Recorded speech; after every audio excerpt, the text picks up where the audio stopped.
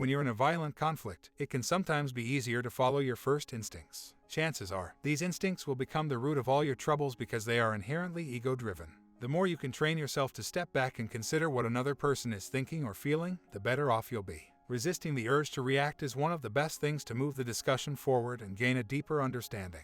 When we judge others instead of seeking to understand them, we often forget about our fundamental interests. Reacting out of anger or because your pride has been hurt will only make things worse. To do better in these situations, you have to practice self-understanding, which would lead to self-mastery. Self-mastery means knowing yourself and monitoring your thoughts and emotions. By reflecting on our experiences and our actions, we can pinpoint ways we can improve ourselves. The best way to do this is by listening. This means observing your thoughts and feelings with the kindness and patience you would show a loved one. Blaming others is a surefire way to create a hostile setting. When we feel angry or frustrated, we often know who's to blame. It would be way easier if we could just shout at them and tell them what we think of their behavior, but that's not the answer. We all need to retain our composure and stay calm. Blaming other people is easy, but ultimately it undermines our authority. Realizing your faults is the first step towards being a better person.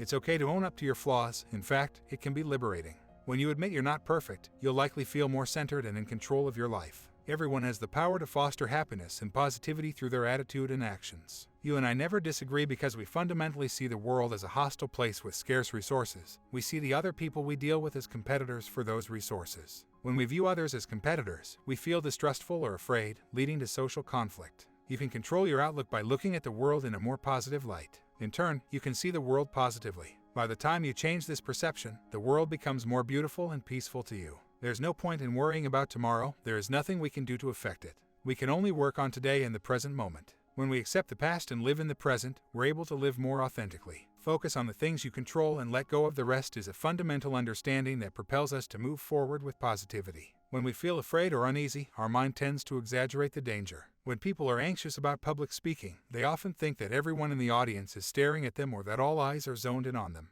The reality is that while most people are aware of someone giving a speech, very few foci on it.